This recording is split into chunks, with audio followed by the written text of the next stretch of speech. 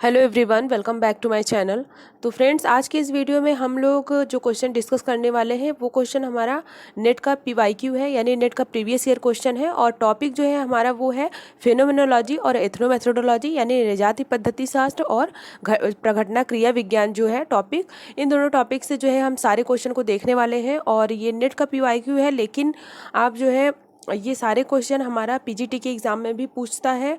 और इसके अलावा अगर कोई भी एग्ज़ाम हो सोशियोलॉजी से रिलेटेड तो उसमें भी पूछता है। तो इसलिए आप लोग ये मत सोचिएगा कि नेट का प्रीवियस ईयर क्वेश्चन है तो मेरे कोई काम का नहीं है। तो जो पीजीटी की तैयारी कर रहे हैं वो नेट का कर रहे हैं, सभी के लिए ये इक्वल इंपॉर्टेंट है। तो आप लोग पूरा वीडियो को अंत तक देखिएगा, बहुत ही इंपॉर्टेंट क्वेश्चन है। और आपको इसको देखने से, एक बार प्रैक्टिस करने से आपको एक आइडिया लग जाएगा कि किस तरीके से क्वेश्चन पूछते हैं। और कुछ लोगों ने कमेंट भी किया था कि जो है फिनोमेनोलॉजी यानी प्रघटना से किस तरीके का क्वेश्चन पूछता है उस पर वीडियो बनाइए। तो बहुत ही इंपॉर्टेंट ये सारे क्वेश्चन है। और अगर आपको वीडियो पसंद आए तो वीडियो को लाइक शेयर जरूर करिएगा। और चैनल पर फर्स्ट टाइम आए तो चैनल को सब्सक्राइब कर लीजिए। यहाँ पे आपको पीजीटी, नेट, जेआरएफ, सोशियोलॉजी से रिलेटेड जितने भी एग्जाम है सभी के लिए तैयारी कराई जाती है। और आपको सभी से रिलेटेड जो है वीडियोस मिल जाएंगे और आपके लिए 100% हेल्पफुल है सारे वीडियोस। और आप जो है चैनल पे जा करके एक बार सारे प्लेलिस्ट ज़रूर चेक करिए, आपको ज़रूर हेल्प होगा। बहुत सारे 150 से ज़्यादा वीडियोज़ हैं। और इसके अलावा अगर आप मेरे टेलीग्राम चैनल से जुड़ना चाहते हैं तो उसका लिंक आपको डिस्क्रिप्शन बॉक्स में मिल जाएगा, आप वहां से जा करके ज्वाइन कर सकते हैं। और अभी इसके पहले हमने एक वीडियो बनाया जीआईसी के ऊपर। और जीआईसी का जो एग्ज़ाम है, जीआईसी की जो वैकेंसी है वो आने वाली है, आने वाले समय में बहुत ही जल्द आएगी, 1-2 महीने में आपको देखने को मिल सकती है। तो आप उसके लिए भी प्रिपरेशन स्टार्ट कर दीजिए। और बहुत सारे वीडियोस मेरे चैनल पे ऑलरेडी हैं, आप उन्हें जा करके एक बार देख सकते हैं, आपको आइडिया लग जाएगा कि किस तरीके से प्रीवियस ईयर क्वेश्चन पूछता है। तो ये जितने भी क्वेश्चन हैं प्रघटना शास्त्र से संबंधित और एथनोमेथोडोलॉजी से संबंधित, ये सारे ही क्वेश्चन बहुत ही इंपॉर्टेंट है, आप इन्हें ज़रूर नोट करिएगा जो क्वेश्चन आपको नहीं आ रहा है। तो चलिए स्टार्ट करते हैं आज का वीडियो। लगभग 20+ क्वेश्चन है, हम इसको देखने वाले हैं। तो चलिए स्टार्ट करते हैं। तो देखिए हमारा आज का जो क्वेश्चन है, क्वेश्चन नंबर 1, किसने यह माना है कि कृत्य प्रायः नैतिक और तुलनात्मक रूप से अप्रतिवर्ती होता है? क्वेश्चन ऑप्शन है अल्फ्रेड सूट्ज, दूसरे हैं गारफिंकल, तीसरे हैं मैक्स वेबर और चौथे हैं जॉन हेरिटेज। तो किसका यह मानना है कि जो कृत्य होता है यानी कार्य होता है वो प्रायः नैतिक और तुलनात्मक रूप से अप्रतिवर्ती होता है? तो ये मानना है अल्फ्रेड सूट्ज का। तो इसका राइट आंसर हो जाएगा ऑप्शन नंबर ए। अगला क्वेश्चन देखते हैं, क्वेश्चन नंबर 2, निम्नलिखित में से किसे प्रघटना शास्त्री समाजशास्त्र का जनक समझा जाता है? यानी जो फिनोमेनोलॉजी है उसका समाजशास्त्र में किसने प्रयोग किया था और इसका संस्थापक या जनक कौन माना जाता है? तो पहला है हैबरमास, दूसरे हैं अल्फ्रेड सूट्ज, तीसरे हैं एच.आर. वेगनर और चौथे हैं कार्ल मैनहाइम। तो इसका राइट आंसर क्या होगा? इसका राइट आंसर होगा ऑप्शन नंबर बी, अल्फ्रेड सूट्ज। आप लोग अपना स्कोर जरूर शेयर किया करिए कमेंट बॉक्स में पूरा जो है वीडियो देखने के बाद कि किस तरीके से आपने कितने क्वेश्चन सही किए। और आप वीडियो को स्किप बिल्कुल मत करिएगा, अगर जिसको वीडियो स्किप करना हो वो वीडियो स्टार्टिंग से ही छोड़ के चला जाए, क्योंकि आप लोग पूरा वीडियो देखते नहीं हैं और आगे कुछ ऐसे क्वेश्चन होते हैं जो कि आप छोड़ देते हैं, इंपॉर्टेंट होते हैं। ज़रूरी नहीं है कि हम जितने क्वेश्चन सॉल्व करने वाले हैं वो सभी आपको आते ही हों, कुछ ऐसे क्वेश्चन हो सकता है कि आपको नए मिल जाएँ या आपने नहीं देखा हो, तो इसलिए आप वीडियो को पूरा अंत तक देखिएगा। चलिए अगला क्वेश्चन देखते हैं, क्वेश्चन नंबर 3, निम्नलिखित में से किसे प्रघटना शास्त्री समाजशास्त्र के सूर्य के सिद्धांत को त्रिपक्षीय स्तंभ के रूप में समझा जाता है? पहला है जीवन विश्व, अन्य विषय और प्राकृतिक अभिवृत्ति, दूसरा है कृत्रिमता, अन्य विषय और अंतरात्मनिष्ठता। अगला ऑप्शन है अंतरात्मनिष्ठता, जीवन विश्व और सांस्कृतिक विश्व, चौथा है जीवन विश्व, अंतरात्मनिष्ठता और प्राकृतिक अभिवृत्ति। तो जो ये अल्फ्रेड सूट्ज का जो प्रघटना शास्त्र का सिद्धांत है, तो इन्होंने इसमें त्रिपक्षीय स्तंभ की चर्चा की थी, यानी इन्होंने कुछ 3 इंपॉर्टेंट कीवर्ड्स बताए थे जिसकी चर्चा इन्होंने अपने सिद्धांत में की थी। तो वो कौन सा है ये क्वेश्चन में पूछ रहा है। तो देखिए इसका राइट आंसर होगा ऑप्शन नंबर डी। तो सूर्य ने जो चर्चा की थी उन्होंने जीवन विश्व यानी लाइफ वर्ड की चर्चा की थी, अंतरात्मनिष्ठता की बात की थी और प्राकृतिक अभिवृत्ति यानी नेचुरल एटीट्यूड की बात की थी। अभी कल भी हमने कुछ क्वेश्चन सॉल्व किया था तो उसमें हमने बताया था।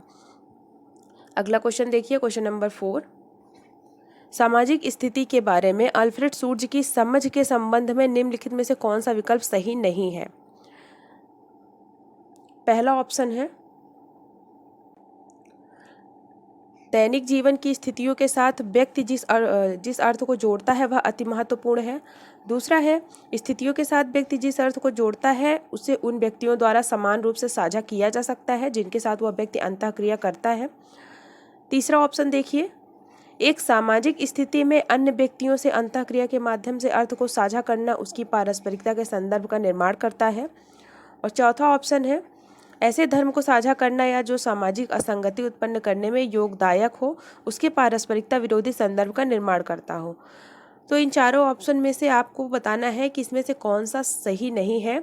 अल्फ्रेड सूर्ज का जो समझ के बारे में इन्होंने कहा था, तो देखिए इसका जो राइट आंसर होगा वो होगा ऑप्शन नंबर डी, यानी ऐसे धर्म को साझा करना जो सामाजिक असंगति उत्पन्न करने में योगदायक हो उसके पारस्परिकता विरोधी संदर्भ का निर्माण करता हो। तो ये गलत है, ये सूर्ज ने नहीं दिया था। आगे देखते हैं next question, question number 5। Alfred सूर्ज के अनुसार प्रघटना वैज्ञानिक डैश क्या है? पहला ऑप्शन है बाह्य विश्व के अस्तित्व को नकारते हैं। दूसरा है सामाजिक विश्लेषण के लिए आंतरिक तथा बाह्य विश्व की स्थायी बाध्यता को स्वीकार करते हैं। तीसरा ऑप्शन है वास्तविक सामाजिक छवि निर्माण के लिए बाह्य विश्व द्वारा सामाजिक विश्व को प्रभावित किया जाना चाहिए। चौथा है सामाजिक वास्तविकता का निर्माण करने के लिए। तो सूर्य के अनुसार प्रघटना वैज्ञानिक जो होते हैं वो क्या करते हैं? तो जो प्रघटना वैज्ञानिक होते हैं वो सामाजिक वास्तविकता का निर्माण करते हैं, यानी जो प्रघटना होता है वो क्या करता है, वो सामाजिक वास्तविकता को जानने के लिए मतलब जानने की कोशिश करता है। तो सामाजिक वास्तविकता के निर्माण के लिए क्या करता है, बाह्य विश्व के अस्तित्व पर विश्वास को निलंबित करता है। अगला क्वेश्चन देखिए, क्वेश्चन नंबर 6। निम्नलिखित में से कौन सी विशिष्ट अवधारणा के सेट का अल्फ्रेड सूर्ज द्वारा प्रयोग किया गया है, यानी इसमें से कौन कौन सी कॉन्सेप्ट है जिसका प्रयोग अल्फ्रेड सूर्ज ने किया है? पहला है प्रतीतीकरण, उपाय, वर्ग और क्रांति। दूसरा है प्रतीतीकरण, ज्ञान भंडार, उपाय और क्रांति। चौथा है प्रतीतीकरण, विश्व जीवन, ज्ञान भंडार और वर्ग।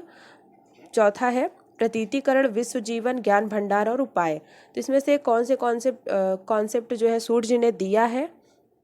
तो देखिए इसका राइट आंसर होगा ऑप्शन नंबर डी, प्रतीतीकरण, लाइफ वर्ड, स्टॉक नॉलेज यानी ज्ञान भंडार जो होता है, और उपाय। तो ये सारी चीज़ें इन्होंने बताई थी। और अगर आप चाहते हैं कि अल्फ्रेड सूर्ज पे एक अलग से वीडियो बना दिया जाए, उनके जो कॉन्सेप्ट थ्योरी बुक्स वगैरह हैं, तो आप कमेंट बॉक्स में कमेंट करके बोलिएगा, तो उस पर जो है वीडियो बनाएंगे। अगला देखिए क्वेश्चन नंबर 7। निम्नलिखित में से किसने हुसल के घटना विज्ञान के दृष्टिकोण का आलोचनात्मक विनियोग प्रस्तुत किया? अल्फ्रेड सूर्ज, पीटर बर्जर, लकमैन, उपर्युक्त में से कोई नहीं। तो किसने जो है हुसल के घटना विज्ञान के दृष्टिकोण का आलोचनात्मक विनियोग प्रस्तुत किया? तो ये सूर्ज ने ही प्रस्तुत किया है।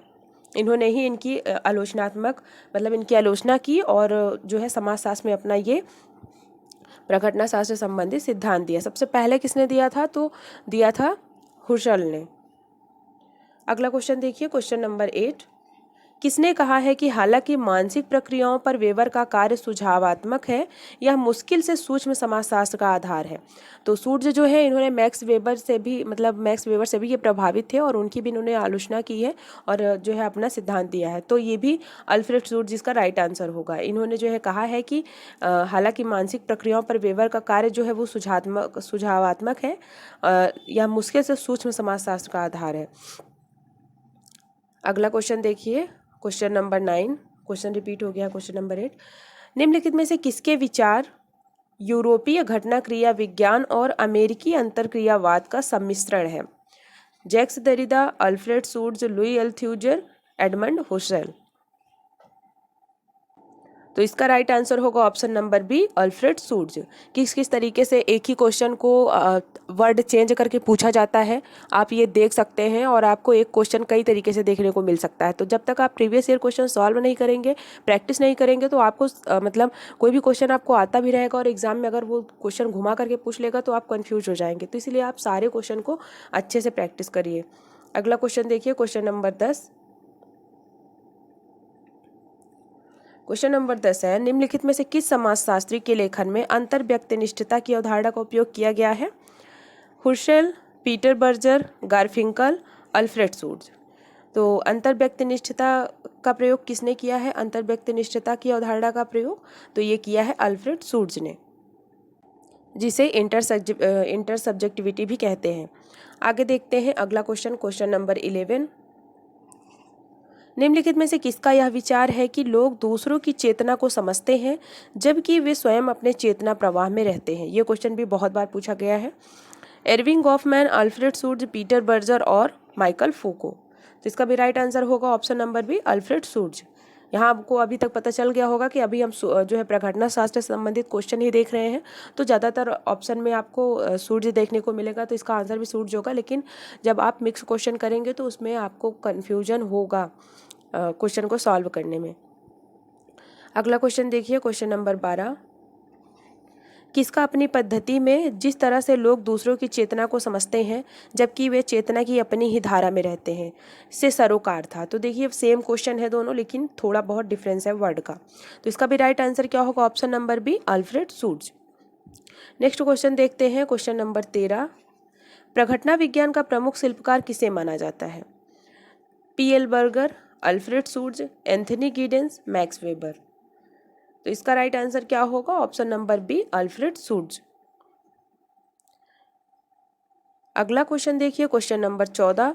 सूर्य के अनुसार वेबर ने निम्न में से किसके बारे में नहीं कहा है? पहला है एक कर्ता का अभिप्राय कैसे निर्मित होता है। दूसरा है वे स्वयं और अन्य के बीच के अनूठे और बुनियादी संबंधों को पहचान करने का प्रयास नहीं करते हैं। ए और बी दोनों, या फिर उपयुक्त में से कोई नहीं। तो सूर्य ने जो वेबर की आलोचना की है वो किस आधार पे की है, मतलब क्या कह करके उनकी आलोचना की है? तो इसका राइट आंसर होगा ऑप्शन नंबर सी, यानी ए और बी दोनों। एक कर्ता का अभिप्राय कैसे निर्मित होता है, ना ही वेबर ने ये बताया है और ना ही उन्होंने ये बताया है कि वे स्वयं और अन्य के बीच के अनूठे और बुनियादी संबंधों को पहचान करने का प्रयास नहीं करते हैं। तो ये दो चीज़ों की आलोचना इन्होंने की थी। आगे देखिए अगला क्वेश्चन, क्वेश्चन नंबर 15। अल्फ्रेड सूर्य के अनुसार सामाजिक जगत का एक पहलू जिसे जीवन जगत कहा जाता है क्या है? पहला है आदेशक रूप से समन्वित साहचर्य, दूसरा है एक सामाजिक व्यवस्था है, तीसरा है एक आत्मनिष्ठ विषयक जगत है, चौथा है एक वस्तुपरक वास्तविकता है। तो सूर्य के अनुसार जो सामाजिक जगत का एक पहलू होता है जीवन जगत, तो इसमें क्वेश्चन में पूछा गया है कि जीवन जगत क्या है। तो देखिए जीवन जगत जो होता है वो एक आत्मनिष्ठ विषयिक जगत है। नेक्स्ट क्वेश्चन देखते हैं, क्वेश्चन नंबर 16। किसने यह सिद्ध करने का प्रयत्न किया है कि निर्जाति पद्धतियां प्रतिवर्ती रूप से उत्तरदायी हैं? अर्बक, गारफिंकल, अल्फ्रेड सूर्ज, हिल्बर्ट। तो अब निर्जाति पद्धति शास्त्र से कौन जुड़ा हुआ है? एथनोमेथोडोलॉजी से। तो इसका राइट आंसर होगा ऑप्शन नंबर बी, गारफिंकल। अगला क्वेश्चन देखिए, क्वेश्चन नंबर 16। Question number 17। निम्नलिखित विधियों में से एच गारफिंकल ने लोक विधि शास्त्र की अपनी व्याख्या में किस विधि का उपयोग किया है? लोक विधि शास्त्र यानी एथनोमेथोडोलॉजी में इन्होंने कौन सी अपनी व्याख्या में कौन सी विधि का उपयोग किया है? पहला है प्रलेखी विधि, दूसरा है विच्छेद परीक्षण, तीसरा है दृष्टिकोण की पारस्परिकता, चौथा है अन्य सिद्धांत। तो इसका आपको कूट में जवाब देना है कि इन्होंने कौन कौन सी विधियां अपनाई हैं। तो देखिए जितनी भी विधियां हैं ये सारी विधियां गारफिंकल ने अपनाई थी। तो इसका राइट आंसर हो जाएगा 1, 2, 3, 4, यानी ऑप्शन नंबर डी। अगला क्वेश्चन देखते हैं, क्वेश्चन नंबर 18। समाजशास्त्र के अंतर्गत उस सैद्धांतिक और विशेषीकृत दृष्टिकोण की शुरुआत किसने की जो यथार्थ बोध के निर्माण में लागू सामाजिक सक्षमता और प्रणालियों को स्पष्ट करता है? एरविंग गॉफमैन, एच गारफिंकल, एंथनी गिडेंस या फिर लकमैन। तो इसका भी राइट आंसर क्या होगा? इसका राइट आंसर होगा ऑप्शन नंबर बी, एच गारफिंकल। अगला क्वेश्चन देखते हैं, क्वेश्चन नंबर 19। निर्जाति पद्धति शास्त्र पर अपने कार्य में गारफिंकल ने निम्नलिखित में से किस विधि का प्रयोग नहीं किया है? तो यहाँ पे नहीं पूछा है। तो देखिए पहला है लेखा परीक्षा परंपराएं, दूसरा है इत्यादि यानी एक्सेट्रा सिद्धांत, तीसरा है वृत्ति चित्र विधि, चौथा है संग्रहण आख्यान। तो इसमें से इन्होंने कौन सी विधि का उपयोग नहीं किया है? तो इसका राइट आंसर होगा ऑप्शन नंबर डी, संग्रहण आख्यान। यानी जो चीज़ें पहले से जो सेकेंडरी डेटा होता है उसकी बात यहाँ पे की जा रही है। तो इसका राइट आंसर हो जाएगा ऑप्शन नंबर डी। अगला क्वेश्चन देखिए, क्वेश्चन नंबर 20। निम्नलिखित में से किसने अपने सिद्धांत में निर्देशात्मकता और निजवाचकता की अवधारणाओं का प्रयोग किया है? यानी इंडेक्सिकलिटी की बात हो रही है, निर्देशात्मकता। Harold Garfinkel, Thomas Luckmann, Alfred Schutz, Erving Goffman. तो इसका भी राइट आंसर क्या होगा? Option number A, Harold Garfinkel. इन्होंने निर्देशात्मकता यानी इंडेक्सिकलिटी और निजवाचकता यानी जो आत्मवाचक क्रिया होती है जिसे इन्होंने रिफ्लेक्सिव एक्शन कहा है, रिफ्लेक्सिव एक्शन, तो इन दोनों की बात इन्होंने अब की थी। और इंडेक्सिकलिटी क्या होती है? मतलब जब पारस्परिक क्रिया में व्यक्ति अपनी अभिव्यक्ति करता है तब वो किसी न किसी संदर्भ या निर्देशिका से जुड़ा होता है। इसी को उन्होंने क्या कहा? निर्देशिका या संदर्भिता कहा है। अगला क्वेश्चन देखते हैं, क्वेश्चन नंबर 21। स्टडीज इन एथनोमेथोडोलॉजी पुस्तक किसने लिखी है? तो ये पुस्तक है गारफिंकल की और बहुत ही इंपॉर्टेंट पुस्तक है, कई बार पूछा गया है अलग अलग एग्जामों में, स्टडीज इन एथनोमेथोडोलॉजी। तो इसका राइट आंसर हो जाएगा ऑप्शन नंबर ए। अगला क्वेश्चन देखिए, क्वेश्चन नंबर 22। 9 प्रकारवाद सिद्धांत का प्रतिपादन किया है? H Spencer, Jeffrey Alexander, P H. Mann और सी.एम. मोजार। न्यू फंक्शनलिज्म से कौन संबंधित है? तो इसका राइट आंसर होगा option number B, Jeffrey Alexander. अगला क्वेश्चन देखते हैं, क्वेश्चन नंबर 23। निम्नलिखित में से कौन सी बात पीटर बर्जर और टी लकमैन के ज्ञान को रेखांकित करने के लिए सही नहीं है? पहला ऑप्शन है विज्ञान की विधि मान्यता से असंबद्ध है। दूसरा है विज्ञान की विधि मान्यता से काफ़ी चिंतित हैं। तीसरा ऑप्शन है वे उस प्रक्रिया से संबंधित है जिसके माध्यम से किसी व्यक्ति के ज्ञान को वास्तविक रूप से समझा जाता है। और चौथा ऑप्शन है उन्होंने सामाजिक तथ्यों पर नहीं अपितु मानव के समव्यवहार में सामाजिक आशय के सृजन पर बल दिया है।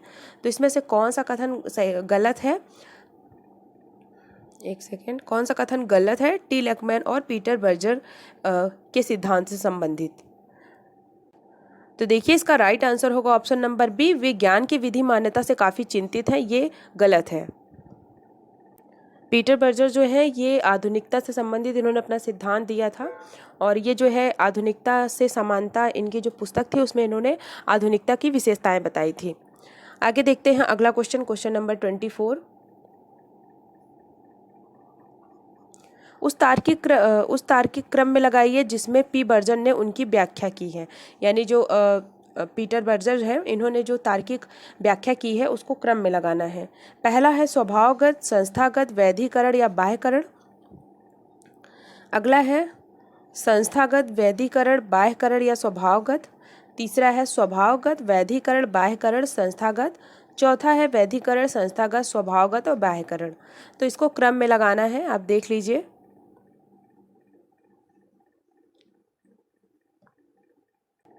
तो सबसे पहले इसमें होगा स्वभावगत, दूसरा होगा संस्थागत, तीसरा होगा वैधीकरण और चौथा होगा बाह्यकरण। तो इसका राइट आंसर होगा ऑप्शन नंबर ए। अगला क्वेश्चन देखते हैं, क्वेश्चन नंबर 25। वास्तविकता की सामाजिक रचना के लेखक कौन है? पीटर बर्जर, ब्रिगेड बर्जर और पीटर बर्जर और टी लकमैन, निकलास लुहमान। तो देखिए ये जो है एक बुक का नाम है सोशल कंस्ट्रक्शन ऑफ रियलिटी जो है, तो इसका हिंदी में पूछ लिया है। तो कभी कभी बुक का नाम हिंदी में भी पूछ लेता है तो आप उसका जो है आपको मीनिंग जरूर पता होना चाहिए। वास्तविकता की सामाजिक रचना, तो कुछ लोग कंफ्यूज हो जाएंगे कि ये क्या पूछ रहा है। तो ये सोशल कंस्ट्रक्शन ऑफ रियलिटी जो है उनकी पुस्तक है पीटर बर्जर की, वो उससे क्वेश्चन है। तो इसका राइट आंसर हो जाएगा option number C, Peter Berger और टी लकमैन की ये बुक है। अगला क्वेश्चन देखिए, क्वेश्चन नंबर 26। किसने धर्म का सामाजिक सत्य पुस्तक में यह कहा है कि समाजशास्त्रियों को एक प्रविधि परक नास्तिक रवैया अपनाना चाहिए और यह चर्चा करने की कोशिश नहीं करना चाहिए कि धर्म सामाजिक रचना से अधिक कुछ नहीं है। तो यहाँ भी देखिए धर्म का सामाजिक सत्य, तो ये भी एक बुक का नाम है। तो देखिए ये जो बुक है धर्म का सामाजिक सत्य, ये शायद इनकी जो पुस्तक है द सेक्रेड कैनोपी, उस बुक के बारे में पूछा है। इसमें यह कहा गया है कि इन्होंने कहा है कि समाजशास्त्रियों को क्या करना चाहिए, एक प्रविधि परक नास्तिक रवैया अपनाना चाहिए और यह चर्चा करने की कोशिश नहीं करना चाहिए कि धर्म जो है वो सामाजिक रचना से अधिक कुछ नहीं है। तो यह किसने कहा है? तो ऑप्शन में देखिए पीटर बर्जर है, अल्फ्रेड शूट्ज है, लकमैन है और उपर्युक्त में से कोई नहीं। तो इसका राइट आंसर होगा ऑप्शन नंबर ए, पीटर बर्जर। ये कथन इनका है। अगला क्वेश्चन देखते हैं, क्वेश्चन नंबर 27।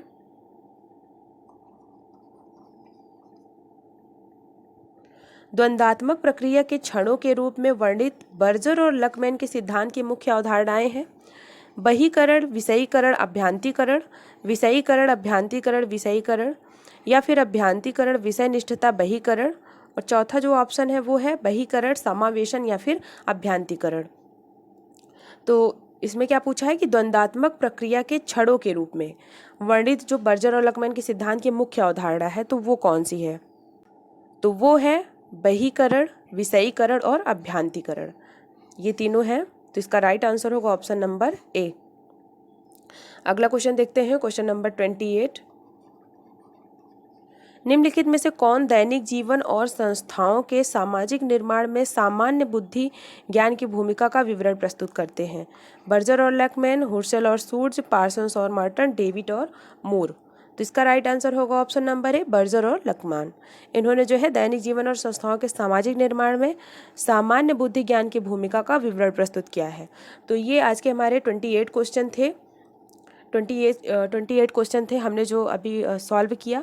तो वीडियो आपको कैसा लगा कमेंट बॉक्स में ज़रूर बताइएगा, और क्वेश्चन किस तरीके के थे, आपने इसमें से कितने क्वेश्चन करेक्ट किए हैं उसका भी स्कोर आप ज़रूर कमेंट बॉक्स में शेयर करिएगा। और चैनल को अभी तक सब्सक्राइब नहीं किया है तो चैनल को सब्सक्राइब कर लीजिए, यहाँ से आपको बहुत ज़्यादा हेल्प मिलने वाली है। और आप चैनल के साथ बने रहिए, चाहे आप पीजीटी एग्ज़ाम की प्रिपरेशन कर रहे हैं, नेट जेआरएफ या जीआईसी आने वाले किसी भी एग्ज़ाम की प्रिपरेशन कर रहे हैं, तो उसके लिए बहुत ही इंपॉर्टेंट है कि आप हमारे चैनल के साथ जुड़े रहें। आपको यहाँ से ज़रूर हेल्प होगी। और कोई भी क्वेश्चन हो तो आप कमेंट बॉक्स में ज़रूर पूछिए।